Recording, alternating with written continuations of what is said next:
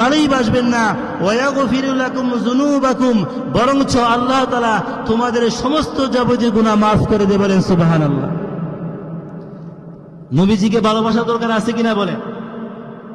ঠিক আছে, নবীজিকে ভালোবাসা দরকার অবশ্যই আছে। ঠিক আছে, নবীজিকে ভালোবাসার কারণ অনেক আছে। যদি আমি আপনি পৃথিবীর বুকে যদি আমি আপনি কাউকে ভালোবাসি, তার অনেকটি কারণ হইতে পারে। তার কারণ হইতে পারে, এক নম্বর, কেউ যদি সৌন্দর্য হয়, কেউ কাকে ভালোবাসে, ঠিক না ঠিক?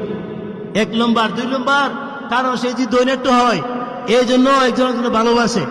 ঠিক আছে, তারপরে চরিত্র সম্পর্কে আসেন, যদি কেউ কাকে ভালোবাসে, যার চরিত্র তাকে বেশি ভালোবাসে।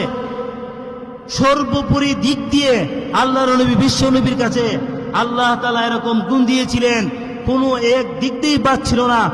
অলরেডি সল সাইডে আল্লাহ নবীর কাছে সমস্ত জিনিসের ভালোবাসা নিদর্শন বিদ্যমান ছিল।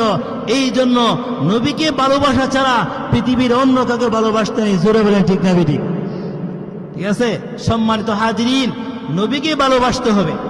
ঠিক আছে, নবীকে ভালোবাসতে হবে। নবীর সুন্নত আমার আপনার শরীরে লাগাইতে হবে। শুধু মুখে বললে হবে না নবীকে ভালোবাসি, নবীকে ভালোবাসি।